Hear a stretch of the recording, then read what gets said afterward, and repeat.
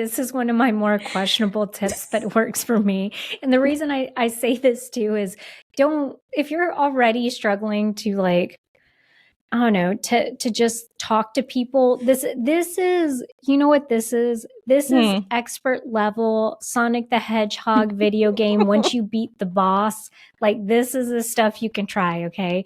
This isn't something you should be doing when you're just uncomfortable and aren't really sure of yourself in networking events. Hey everyone, welcome to the S.O.B Marketing Podcast, where we celebrate the S.O.B that you are, and if you haven't figured it out yet, we mean small-owned business. We don't mean S.O.B. Listen, we know that as a small business owner, you are working hard on the daily to keep your business fully operational while trying to promote it.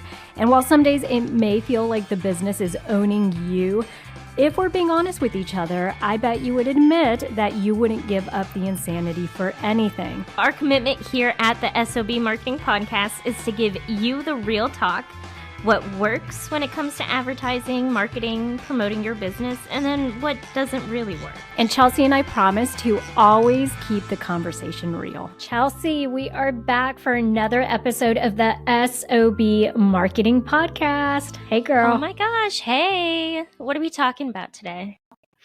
Well, so let's go ahead and jump right into our topic today. I think it's going to be a really valuable one for small business owners of any industry and of any, whether you're an introvert or extrovert. I think it's going to have a lot of lessons in here and takeaways. But today we are talking about networking. Okay. And how to approach these networking events because they do bring a lot of value to your business. Yes. And so like you were saying at the beginning, it's going to be helpful for introverts and other people because how we're going to tackle this conversation is Vivian and I are sisters, but we're still very different people. I am an introvert. Vivian's a politician. So the way that the two of us go about networking events is very different, but we always have the same end goal.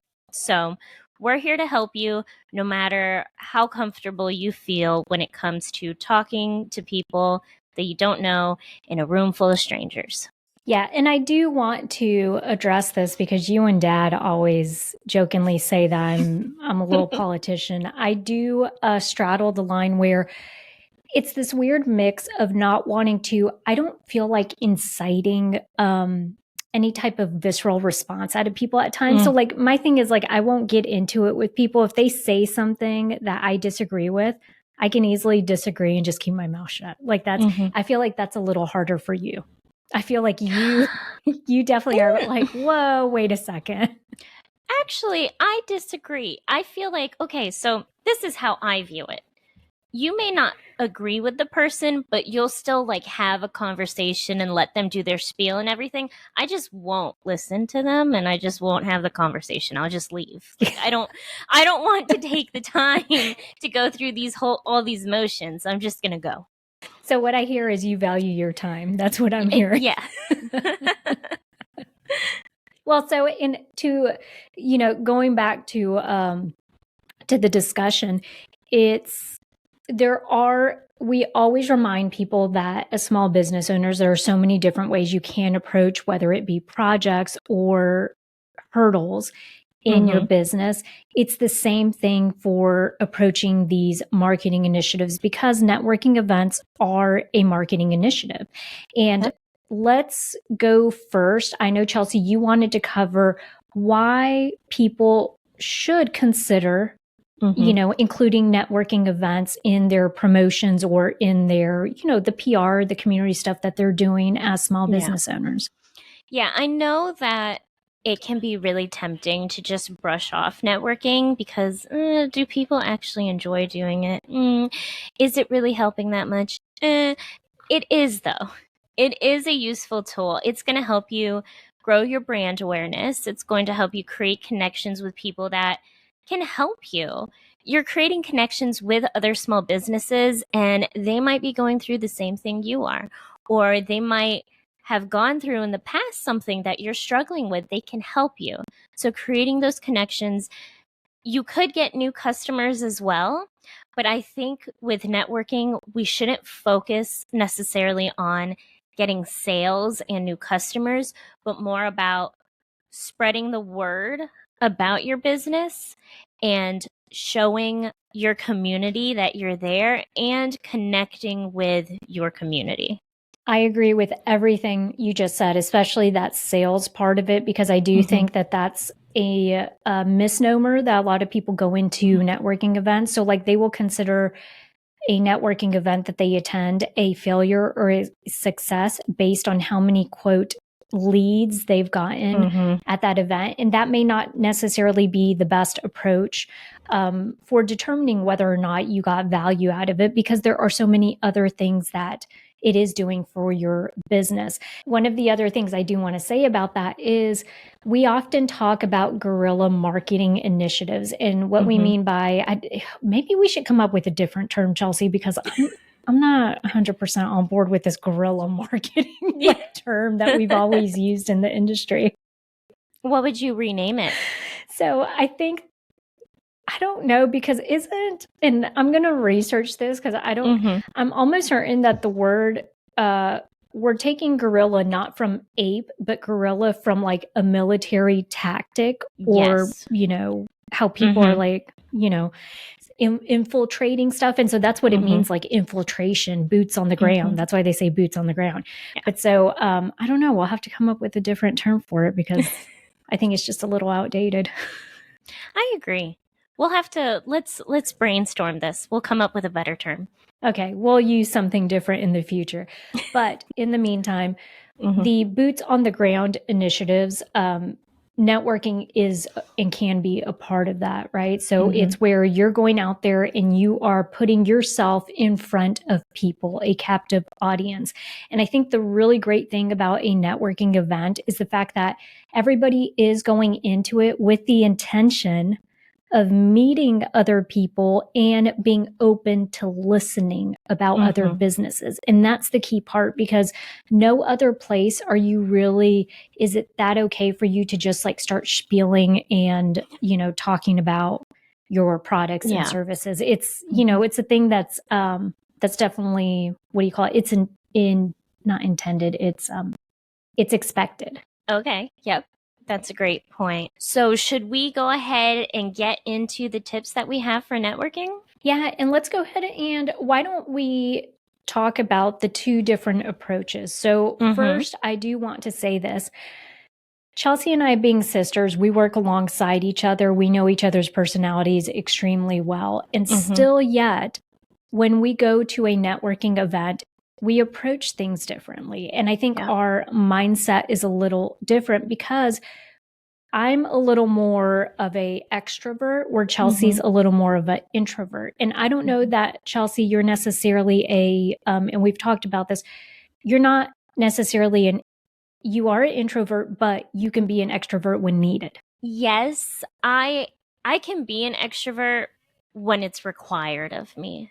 It's kind of like, okay, this is going to be like a niche example, and I don't know if you're going to understand it, but people my age and my friend group will understand it. If you're in a friend group and none of you feel comfortable asking for ketchup if you're at a restaurant, then I'm going to be the one to ask for ketchup. Even though I'm not comfortable and I don't want to do it, I'm still going to do it because no one else can do it. Does that make sense?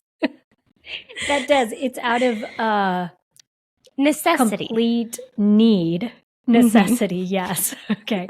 I understand that. And I think for me, here's the weird part is in my personal life, I do consider myself a little more of an introvert, but I think because I've been doing this a lot longer than you, that it's almost like I've formed my personality to kind of accept the fact that when I go out, I have to be, all right, you're going out, you got to meet people, you got to, go out there and promote and talk and do that. So I think I've just, it's the nature of what we do as marketers. And so I've just gotten so used to that maybe it comes off as being extroverted, or maybe I just am extroverted and don't really know, but I anyways. think you're just I think extroverted.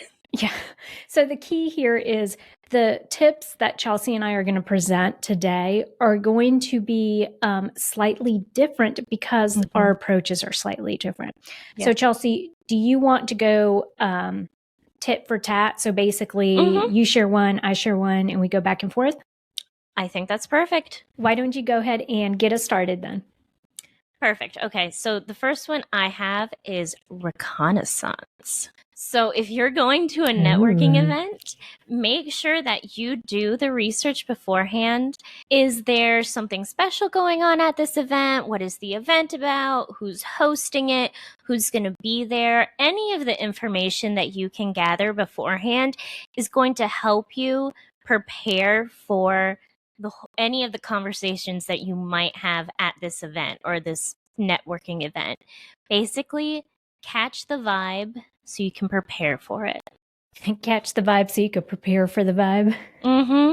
So here's I guess the other part of that is basically what you're saying is it's very important to understand walking in who to kind of expect are going to be attendees, right? So yes, if you're going to a networking event that is like a ribbon cutting for a business, and let's say that business is a healthcare business, then it's to be understood that there are probably going to be other people within the healthcare industry. So if you are selling a product or service where that would be useful to people in the healthcare industry, then that would be a really great event for you to attend.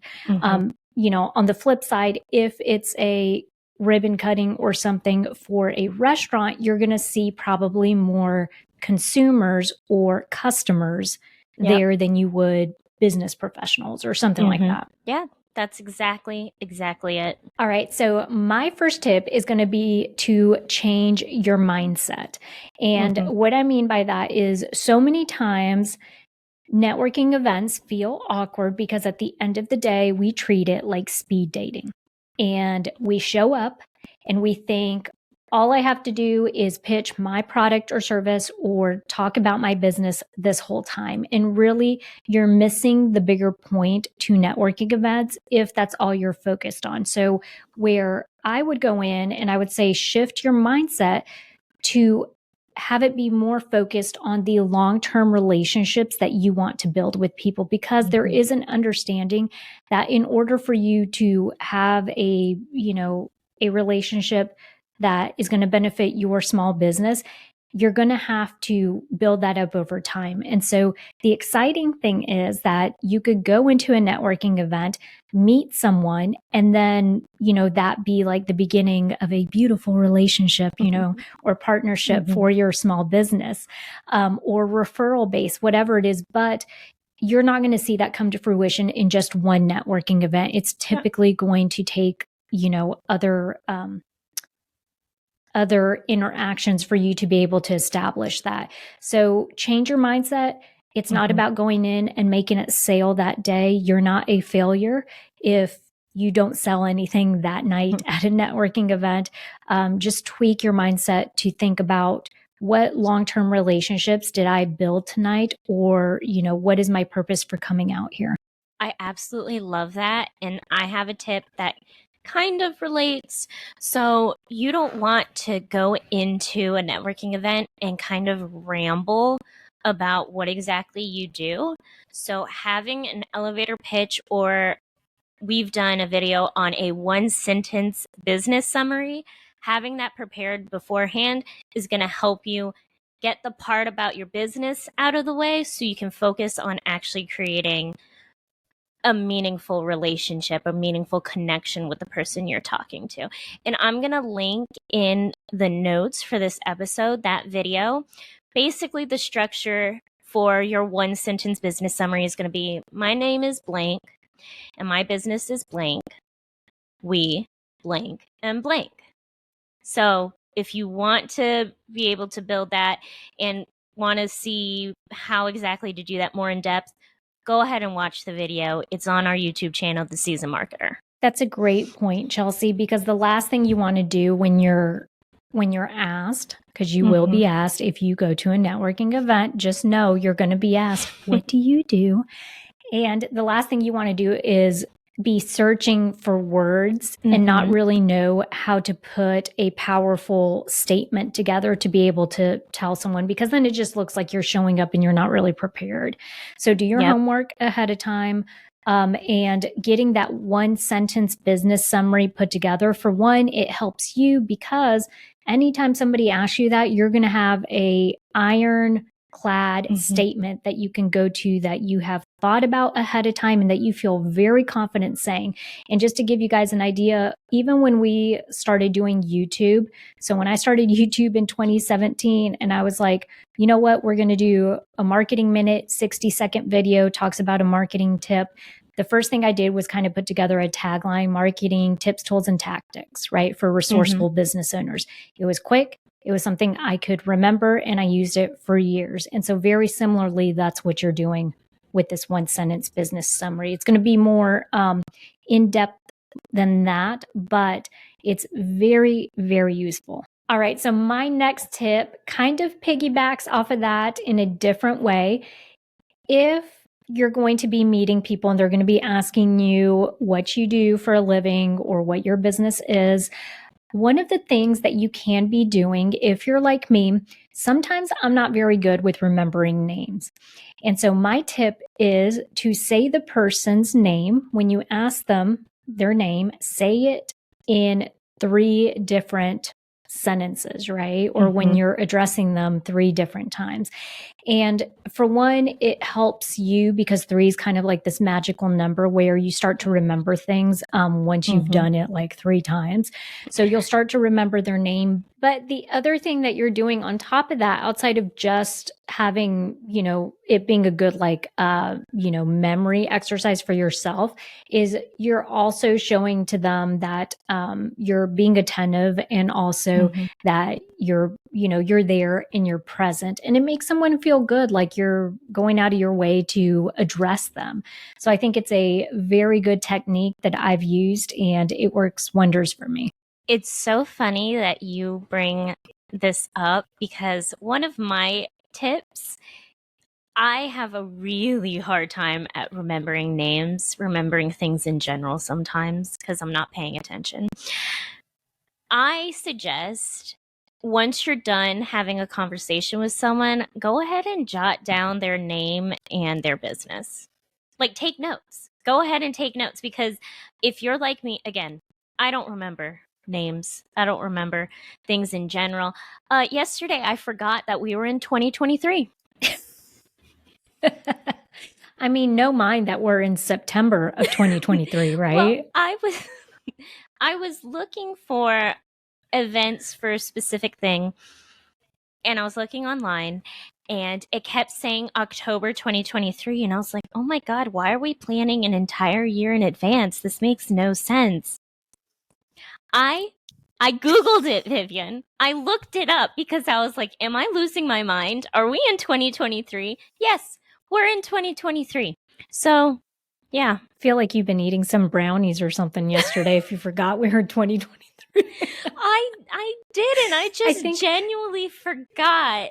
Look, okay, as someone who is now 25, and I know that's not old. Look, I know that's not old. My point is, when you're in your mid-20s, you're coming to terms with the fact that you're going to continue to age. The years start coming, and they don't stop coming. Rip Steve Harwell. I mean, so timely that you use that that song lyric. That's genuinely how I feel. Well, and it never goes away, girl. It's going to be like that the rest of your life. Trust me. So take it from a 40-year-old that doesn't, the years definitely do not stop coming, but that's a blessing because I'd rather be 6 feet above ground than 6 feet underground. So I'm okay with it. So here's the interesting part about, writing stuff down, whether that be in a notepad, like when you get back to your car and you just kind of like take 5 minutes to debrief and just kind of take notes, or, you guys using your handy dandy phone these days is great. Even sometimes what I will do if I'm in the middle of a project and I don't want to forget something, I'll make a voice note to myself. Yeah. So even if like you use the restroom midway through and just kind of want to brain dump on a voice note or something, anything that helps in that way is a great idea. Anything that works for you. I would just type out notes on your phone, because here's the thing. If you're like me, even just waiting until after the event to write all the names down, I will have forgotten them already. So I'm saying as soon as they walk away, pull out your phone real quick and just type their name and what they do, their business, because out of sight, out of mind, at least for me. So I need to write it down. And you're right. I think we'll probably talk about this for follow-up down the road. So I think the discussion is going to get there. Our discussion's getting there eventually, but we can also include, because I think for follow-up, like you're saying, you don't want to forget. If you want to follow up with someone afterwards, like you want to be sure you have the details down, right? Yeah. About what you talked about, what their name is, all of that stuff. All right. So my next tip is actually to listen with your eyes. And this sounds a little weird, but what I mean by that is what happens is we think when we meet somebody, and we've all had this happen, you go to a networking event and you meet someone, and they ask you what you do. You tell them what you do, and within like 3 seconds, they've decided, I can't pitch my product or service to this person because they are not my ideal customer, right? And so then they basically, while you're still talking, they check out. And the reason you could tell that they check out is because their eyes start wandering, or they start kind of messing, doing other stuff, whatever it is. They're still in front of you and they're quote unquote listening, but they are not actively listening. And there is nothing worse than when that happens, because you're sitting there still talking and you're like, do I stop? It makes it really weird. So what you need to do, I think, as a attendee at these networking events, even if you find out that the person is not somebody that can utilize your product or service or has no interest in your business, you want to be respectful and you want to continue listening. And so the way you do that is by keeping eye contact. It's going to be weird at first when you are just starting to do this, but looking at somebody while they're talking to you indicates to them that they have your full attention. And that's extremely important. The other thing I'm going to say about this is, if within what has happened to me quite a few times is, you will meet somebody, they will tell you what they do. You're like, oh, not really somebody that is going to buy my product or service. Then when you continue the conversation and you guys just start talking about mutual people or the conversation leads somewhere else, you find that they know somebody that you do want to, meet, or that they could help you in some type of way with something you're looking for. My point being, if you end those discussions too early, you truly are not, you put yourself in a position where you could be losing out on good opportunities to expand your network just because you're not giving somebody the time of day. I love that. And I also have that as well for a tip, practice active listening, actually paying attention to what someone's saying. A good mini tip is to show them that you're listening. So ask them a question or add on to what that person is saying, just to show that it's an engaged conversation. Also, for my introverts, I have the tip: practice talking to other people with someone that you're comfortable with. Just practice small talk. I know that sounds awful, but it's going to help you be able to get more comfortable. So and practice with someone, again, that you're comfortable with. Like, I would practice with Vivian or with Tim. Well, I wouldn't practice with Tim. He would make fun of me. But practice with someone who's going to make you comfortable. I don't think I would pick Tim to practice. No, I wouldn't pick Tim, but just practice. Yeah. And let's not make this complicated. If you feel uncomfortable talking to people and networking in general, the easy rule of thumb is genuinely express interest in getting to know that person. Asking questions. Y'all, that's what I do. I know I get on people's nerves all the time. Chelsea and I joke that I extend conversations so much. Okay. Chelsea's ready to be done with the conversation, and I literally have 5 more questions for the person in front of us. And she's like, stop. That I'm staring at you like, let's go. She's giving me those eyes. Yes. And so it's really easy when you boil it down. I think I was mentioning this to our brother not too long ago, Hector. He was asking about, well, what he say something about, I just don't even know like what to talk about, sometimes. And I'm like, ask people what they're doing. Like starting a conversation with someone means that you genuinely have to be interested in the other person, right? And like what their initiatives are, good things that, that you can always ask about people are, are you currently struggling with anything in your business? How is the economy affecting your business? Or think of any of the local news that, that has happened around you recently, and ask them if any of that has impacted them. But there are ways to go about just kind of asking what's going on in somebody's world when it comes to their small business or their products and services. Absolutely. And if you don't want to use a business example, a great opener for if you're in the low country like we are you a USC or a Clemson fan? People are real heated about their opinions when it comes to college football. So you want to have a full-blown conversation with someone, ask them if they're a Clemson or a USC fan. I love that, Chelsea. College football, if you're a town that prefers NFL, if you guys have like a professional, league, whether that be hockey or soccer or any of that, you're bound to run into people at these events that are fans of that. So that's a great tip, Chelsea. It doesn't always have to be business.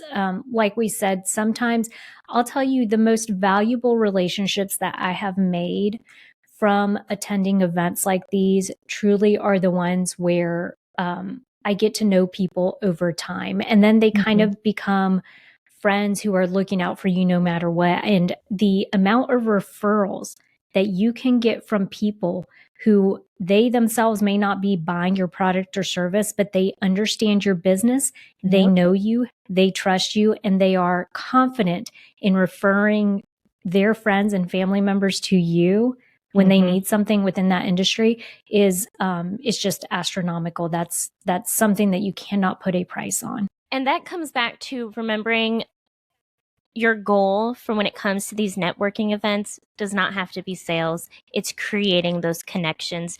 A great example, Bray went to a local Chamber of Commerce meeting and she made a friend there. People ask a lot for lashes to get their lashes done at the salon. We don't do that. She doesn't do lashes. But the friend that she made at that Chamber of Commerce meeting does. So she'll send them to her.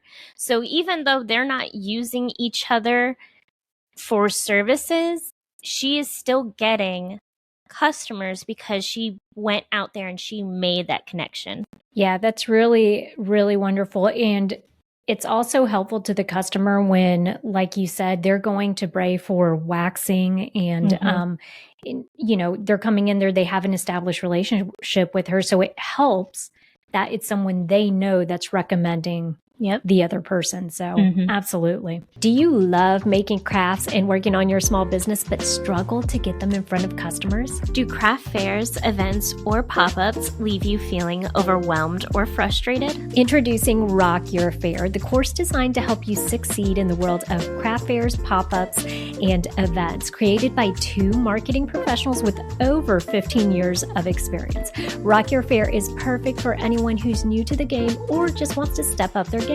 Our step-by-step approach will guide you through everything you need to know, from choosing the right events to setting up your booth to marketing your products effectively. And you know what? You'll also get access to us for personalized coaching and feedback so you can put your best foot forward. Do not let craft fairs, pop-ups, and events hold you back. Sign up for Rock Your Fair today and start rocking your way to success. For a limited time, get access to our free mini course. Simply head over to our website at www.theseasonmarketer.com and click on workshops. Well, I have another tip that I think you're going to love, and I'm such a genius for thinking of this. Arrive early. If you're an introvert like me, walking into a place that's already crowded, my nerves. I don't like it. So if you arrive early to a networking event, you're one of the first people there, and you can deal with the trickle of people that are coming in. So you're going to be more comfortable. That's a great tip. And I'll tell you from the extrovert's point of view, I like walking into places that already have a lot of people in it because what I naturally do. Now, granted, I'll tell you, it may be a little different if I'm walking into, and we'll see. Okay, so in October, I'm going to Dallas for this like YouTube vid summit event that they're putting on. And I happen to come into a ticket for it. So, these are YouTubers, people I've never met. I don't know from Adam. So we're going to see how that goes for me, Chelsea, and if I feel the same way. Because here locally for a networking event, I know people in the community. So I like walking into a room where people are already there because I will naturally scan the room. And then I'll be like, oh, I haven't seen that person in a while. Let me start there and go say hello to them. And then you kind of like work the room a little bit. But I'm curious to see if I'm going to use your tip to arrive early at this October event because I'm not going to know anybody there. So I wonder if I'm going to be a little introverted. We'll see. I think also it's going to give you time to space everyone out so that you can have a second with everyone there without interrupting other people's conversations. Yes, because that is the other thing is if you're coming into a room where people are already having conversations and they're kind of huddled together in smaller groups, you have to feel confident about walking in and kind of interrupting that or, kind of sparking a conversation where people aren't going to be like, how rude, right? Yeah, exactly. Well, so my next one is probably going to be a little questionable to some. And it's because I say touch someone, not inappropriately. We are all adults here, and I think we all know what appropriate and inappropriate is.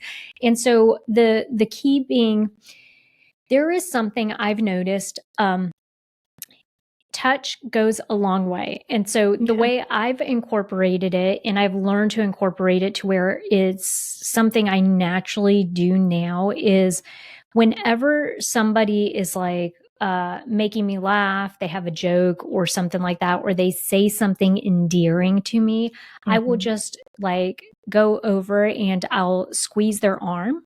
Right. Or I'll do something like that or reach for, for their wrist or whatever it is. But it's more natural to me at this point. So it doesn't feel awkward, but I do find that just kind of helps me with establishing that connection because I feel like touch is it's an intimate thing, right? So you're not like going up and touching someone's arm if you don't know them. In the same way that somebody, let's say if you're walking into a room, like we just talked about, it's already crowded, people are already huddled together having conversations. That's another way that sometimes I will enter into the conversation is I will see somebody that I know already and I will walk up and I'll just kind of squeeze the back of their arm to say like hello. And then typically that gets their attention and they'll turn around and they'll be like, hey, blah, blah, blah. And then it's kind of like you get included in the conversation because then there's this kind of dance that people do that then they're like, oh, have you guys met Vivian? Vivian works for blah, blah, blah. And so it's a nice way to just kind of come into that. Sure. Well, I don't have any tips that are related to that. I will say though, maybe look at who you're talking to and just make an educated decision, because I'll tell you right now, if I'm networking with someone and they touch me, I'm leaving. So Chelsea, you would not leave. If somebody just kind of grabbed your arm like that, like squeezed your arm, you would leave. okay, I wouldn't leave, but that would be really weird for me. Like, that would make me a little bit uncomfortable. But I think, okay, you know what? I take that back. Feel out the conversation, because if we're having a good conversation and it's going well, and then they do that, it'll be fine. But if you're kind of forcing the conversation and then you also touch me, I am going to leave. Like, that's weird. So make sure that you're touching people appropriately and at the right time. And I will say, yes, that's why I think this is one of my more questionable tips, but works for me. And the reason I say this too is if you're already struggling to like, I don't know, to just talk to people. This is, you know what this is? This is expert level Sonic the Hedgehog video game. Once you beat the boss, like this is the stuff you can try. Okay. This isn't something you should be doing when you're just uncomfortable and aren't really sure of yourself in networking events. So that's an extrovert tip. If you're an extrovert, go ahead and do that. Yes. If you're an introvert, don't even try it. Let's just, you and I see you. Don't even try it. All right. I will say there was something else I wanted to say about that. Hold on. The asterisk here that I do also want to mention is if you guys are thinking that I'm a little crazy for recommending that, I wonder if maybe also because we live in the South, Chelsea, that I've become, while we're not originally from here, I will say that I've been here 20 years. And so it is not weird for me to welcome or to say hello to somebody by giving them a hug. Somebody I know and already have a established work relationship with. Like if I see somebody that I know and I work with, I see them out, I'll like give them a hug. And so I think my comfort level with touch is there's less of a barrier there because maybe because we live in the South and it's a little more acceptable. I'm not quite sure. Or just because it's naturally something I do. No, I can definitely see that being a product of where we live. It makes sense. You don't realize, as someone who lives in the South but has been like to the North, you don't realize that you're used to Southern charm until it's not there. That is very true. Very true. Which is, it's interesting because you and I just went to New York City recently. We did. And I think I like the city. I love the city. I've always been enamored by it. What's interesting though is I think because I've been here now for so long that whenever I do visit New York City, I'm reminded about how much small talk and how much smiling and questions that we ask around here. So like to me, I'll go to the grocery store and I literally will start talking to the, the person that's checking me out, like on the, Yeah. And it's just weird. Like that's common. I don't think, and I mean, I'll ask them like, oh, what ages are your children? What schools do they go to? Like, it's just me making small talk where that doesn't really fly as well in New York City. Like people have no interest. Like they're like, yeah, I'm fine living in my world. You're fine living in yours. We don't need to like, Yeah. No, yeah, that's a good point. I don't know. All the extroverts out there, if you want to try the touching tactic, just let us know if it works for you or not. Or if it fails badly, let us know too. Oh, please let us know. If we got you kicked out of an event, if we got you kicked out of an event, please let us know. Who's this we if Vivian did it? Don't look at me. Okay, so my tip, this is, I think, my last tip. I'm not 100% sure. But remember, the goal of networking, not necessarily to make sales, but to make connections. How do you make a strong connection? You follow up. So if you go to an event, a networking event, and you're talking with someone and the conversation goes great, but then you never reach out to them again, it wasn't helpful. that whole conversation wasn't useful then. You have to actually follow up, and you don't have to go grab coffee or like have a lunch date with them or anything. Maybe you just shoot them an email or message them on Instagram like, hey, it was really great talking to you. Just that small interaction can help you grow that relationship. But the relationship isn't going to grow if you don't do anything afterwards. Yeah, and you'll also find that a lot of the same people will run in the same type of circles for these events. And so if you saw them at one event, you likely will see them at another in the future if you're consistently going to these. And so to your point, if you had a conversation with them, let's say you started following them on Instagram or you shot them an email and just a quick note to say, hey, it was really great to meet you. Thanks for sharing what your business does. I look forward to seeing you at future events. And then the next time you see them, you're going to be further along in that connection than, like Chelsea said, if you didn't follow up at all. Now, I will say my tip, springboarding off of that, Chelsea, is exactly what you just said, which is don't make promises you can't keep. What ends up happening in my experience, and trust me, I have a tendency of doing this, and I've had to train myself to stop doing this. When you get caught up, you meet somebody new, you're talking to them, they're kind, amicable, you guys are kind of just having a good conversation about business in general, and you have a tendency, at least I do, to want to say like, oh, hey, let's go out for coffee sometime, or, meet up for lunch one day or whatever, especially if you think that relationship or that business relationship can go further.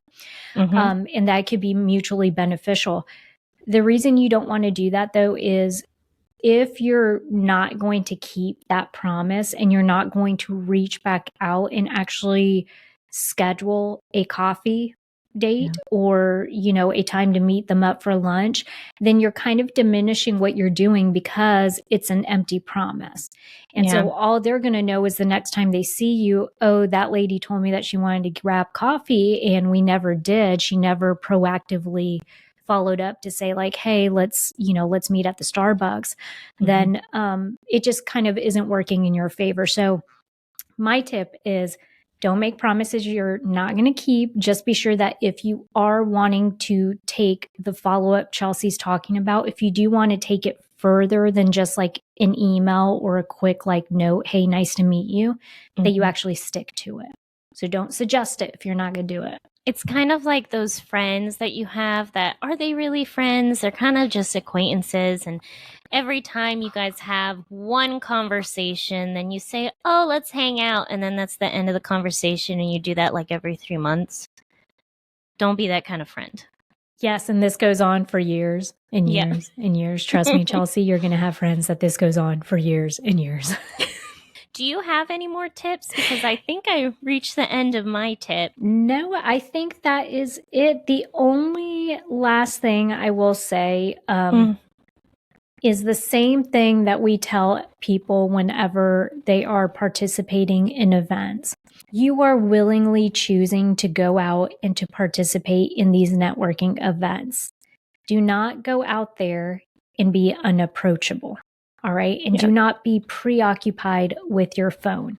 So if you are making the investment of your time to go out and do this instead of doing something you actually want to be doing, like going to the beach, going and having happy hour with your friends, going and doing whatever else, spending time with your family. If you're giving up that time to go to a networking event, you need to be fully present and you need to be approachable so that you could get the most out of it. So none of this standing in the corner and playing on your phone or, doing any of that. If you're going to go out there, try and make the most of it. And so no crossing your arms, show up smiling, all of that good stuff. If you're going to take the time to go, might as well do it to the best of your ability. Yeah. So inspire your inner Chelsea and just say it's a necessity and I need to pony up and I need to go out there and I need to meet people and make connections. And you'll do great. It'll be great. Just go ahead, practice ahead of time. do whatever you need to do to make sure that you are spending your time wisely. And listen, if you guys are wanting way more marketing tips or just resources in general for your small business, we have all of it. Okay. So you can find us on YouTube under The Seasoned Marketer, where we have weekly marketing videos that we share. We have a weekly email that goes out with even more marketing information and news. And then on top of it, we have this podcast here where we share an episode every Wednesday. So if you guys are looking for resources for your small business that have everything to do with marketing and promoting, then we are the place to come to. So definitely be sure that you are following us on Instagram and follow us on Facebook. And we're even on the 𝐑𝐄𝐋𝐀𝐓𝐄𝐃. So go, follow us on TikTok if that's something that, a place that you hang out. I'm sorry. Yeah, go ahead. Find us on the 𝐑𝐄𝐋𝐀𝐓𝐄𝐃. Let us know if you use any of our tips at a networking event. We'd love to hear about how it went. So go out there, network your little heart out, and be the best SOB you can be.